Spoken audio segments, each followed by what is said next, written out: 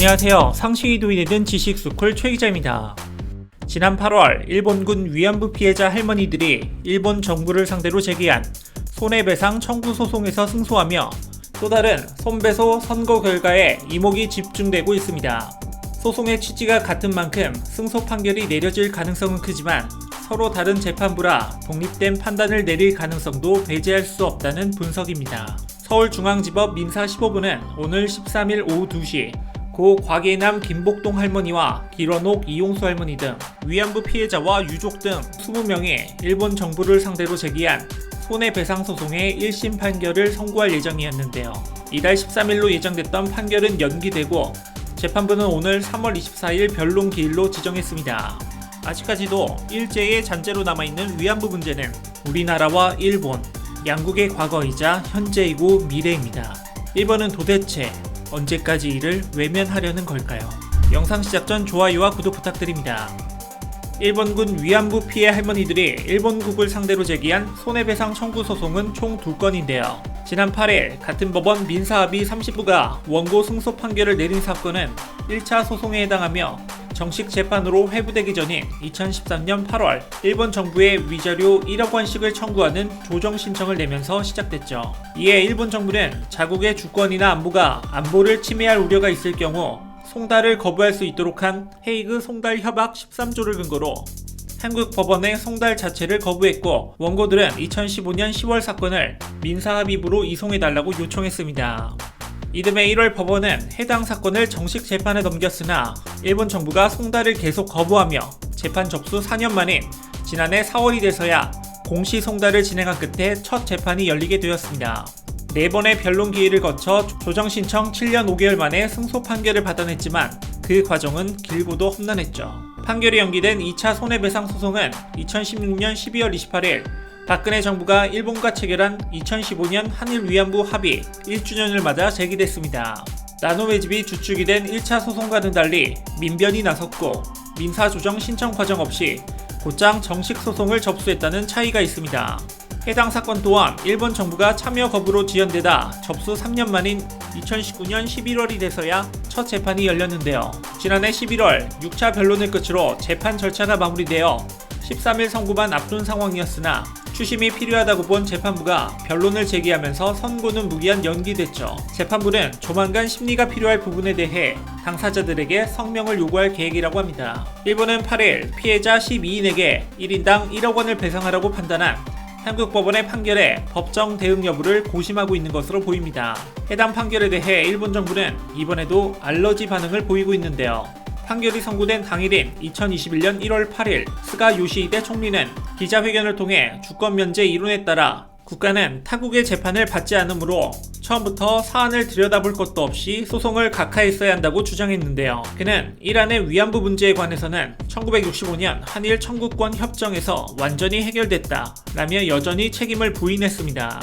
1965년 한일 청구권 협정에서 위안부 문제나 강제징용 같은 불법 행위는 다뤄진 적이 없는데도 항상 하던 대로 해당 협정을 거론하며 책임을 회피하고 있는 겁니다. 일단 일본 정부는 이번 판결에 대해서는 항소하지 않을 방침입니다. 항소 자체가 주권 면제 원칙을 부정한다고 생각하기 때문인데요. 대신 국제사법재판소로의 기소를 염두에 둔 발언으로 논란이 되고 있습니다. 10일 아사히 신문은 일본 정부가 이번 사건을 국제사법재판소에 제소하는 방안을 검토 중이라고 보도했는데요. 2차 소송에서 원고 승소 판결이 내려진다면 일본이 국제사법재판소에 제소할 가능성도 높아집니다. 한일 관계 전문가들은 일본이 제소에 나설 가능성은 극히 희박하다고 보고 있는데요.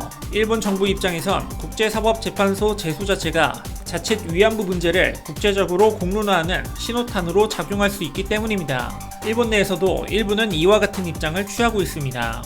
요미우리 신문은 국제사법재판소에서 양국이 다투게 될 경우 주권 면제를 인정받더라도 위안부 문제가 다시 쟁점으로 떠오를 우려가 있다는 점에서 정부 내에서도 해당 방안에 대해 회의적인 신중론이 공존하고 있다고 보도했습니다.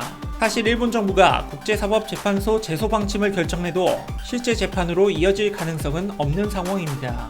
국가 간 분쟁을 국제법에 따라 해결하는 국제사법재판소의 강제 관할권을 한국 정부가 받아들이질 않아 일본 정부가 제소를 추진해도 한국이 불응하면 소송 자체가 성립되지 않기 때문이죠. 강제 관할권은 한 국가가 제소하면 상대국이 의무적으로 재판에 응하도록 하는 권한으로 일본은 1958년 이를 수락했지만 한국 정부는 1991년 국제사법재판소 가입 당시에 독도 영유권을 주장하는 일본이 국제법정을 활용한 분쟁화 시도에 나설 가능성 등을 경계해 강제 관할권을 수용하지 않았습니다. 13일 니혼케이 자이신문과 상케이신문 보도에 따르면 앞선 위안부 피해자 손해배상 판결에 대한 대항 조치로 남관표 일본 주재 한국대사에 귀국 요구까지 거론되고 있다고 합니다.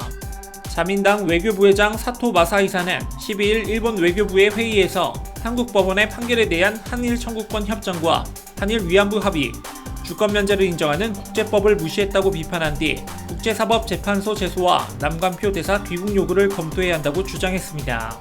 남 대사는 이달 중 강창일 신임 주일대사가 부임함에 따라 조만간 귀국할 예정이었는데요.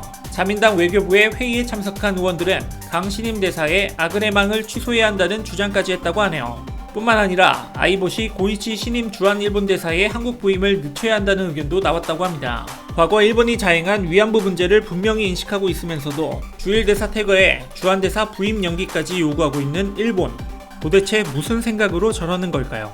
8일 위안부 피해자에 대한 일본의 국가배상 책임을 인정한 것은 앞서 언급된 주권 면제론을 배제한 결과였습니다. 재판부가 주권 면제론을 인정하지 않은 것이 이례적인 만큼 대법원 차원의 정리가 필요하다는 지적이 나오고 있지만 일본이 소송에 응하지 않고 있어 1심 결론이 그대로 확정될 가능성이 높다고 합니다. 주권 면제는 한 국가의 법원이 다른 국가의 주권 행위를 재판할 수 없다는 내용을 골자로 합니다. 일본 정부는 이 이론을 내세워 일본군 위안부 피해자들이 한국 법원의 일본국을 상대로 손해배상 청구 소송을 인정할 수 없다고 주장해왔죠. 재판부는 우리 헌법 27조 1항, 유엔 인권선언 등에서도 재판받을 권리를 선언하고 있다. 반인권적 행위에 대해 주권 면제를 적용하면 재판 청구권이 박탈돼 피해자들이 구제받을 수 없다고 주장하면서 주권 면제가 불변의 가치는 아니라고 보고 있습니다. 이러한 논리는 일부 국제법 연구자들도 받아들이고 있는데요. 강병근 고려대 로스쿨 교수에 따르면 1950년대 이후 남미 등 신흥국 등에서 반인륜 범죄는 주권 면제 예외에 해당한다는 주장이 나왔다고 합니다. 2004년 이탈리아 대법원은 1943년 2차 세계대전 당시 독일에서 강제 동원되어 노역을 했던 루이키 페르니가 독일 정부를 상대로 제기한 이른바 페리니 소송에서 자국의 재판 관할권을 인정하고 원고 승소 판결을 내렸었죠. 그러나 이에 불복한 독일이 국제사법재판소에 이탈리아를 제소했고 2012년 국제사법재판소는 주권 면제는 무력 충돌 상황에서 한 국가의 무장병력이 상대국 국민의 생명, 건강, 재산 등을 침해할 경우에도 적용된다며 독일의 손을 들어줬습니다. 이후 페리니 사건은 양국 간의 외교 문제로 뿌리박히게 됐죠. 연기된 위안부 피해자 손해배상 소송권 또한 1차 소송과 마찬가지로 주권 면제의 인정 여부가 최대 쟁점이 될 텐데요. 1차 소송 당시 재판부는 일본군 위안부 사건의 경우 일본 제국에 의해 계획적, 조직적으로 광범위하게 자행된 범죄 행위로서 국제 강행 규범을 위반한 행위로 지적하며 이에 주권 면제를 적용할 수 없고 예외적으로 한국 법원에 재판권이 있다고 판단했던 겁니다. 게다가 일본군 위안부 피해자들의 경우 일본과 미국 등 법원에 여러 차례 민사 소송을 제기했으나 모두 기각되거나 각하됐다는 점, 또 1965년 한일 청구권 협정이나 2015년 위안부 합의 또한 개인에 대한 배상을 포괄하지 못한 점을 고려하면 이 소송 외에 구체적인 손해를 배상받을 방법이 요원한 점도 인정된다고 봤습니다. 두 소송이 같은 취지의 소송인 점을 고려하면 2차 소송 재판부도 주권 면제론을 배제한 판결을 내릴 가능성이 높은데요. 1차 소송의 재판부도 주권 면제론은 항구적이고 고정적인 가치가 아니고 국제질서의 변동에 따라서 계속해서 수정되고 있다고 판시했습니다. 다만 서로 다른 재판부가 독립된 판단을 내린다는 점에서 2차 소송 재판부가 일본의 국가 면제를 인정하고 원고 패소 판결을 내릴 가능성도 없지 않습니다. 이 경우에는 원고 측이 항소해 재판을 이어나갈 공산이 크죠. 다시 한번 말하지만 위안부 강제 동원이나 강제 징용은 일반적인 공권력 행위가 아니라 불법적이고 반인륜적인 공권력 행위입니다. 이런 범죄 행위에 대해서까지 일본 정부가 국가 면제를 주장하는 것은 일본이라는 국가가 그런 범죄의 기초에 있음을 자인하는 일입니다. 스가 총리가 주권 면제론을 운운하는 것은 일본 국가의 얼굴에 스스로 먹칠을 하는 것이나 다름없죠. 국제적인 망신을 사게 될지도 모르는데 위안부 문제를 가지고 국제사법재판소를 들먹이며 긁어 부스럼을 만들고 있는 일본 정부의 심리, 여러분은 이해가 되시나요? 이와 관련된 여러분들의 다양한 의견 댓글로 남겨주시면 감사하겠습니다.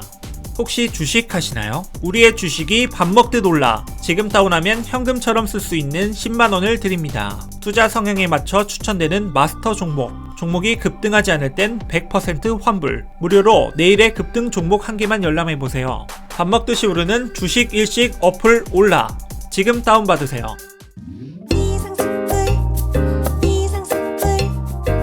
주식을 모르면 이상스쿨. 주식 모르니? 이상스쿨.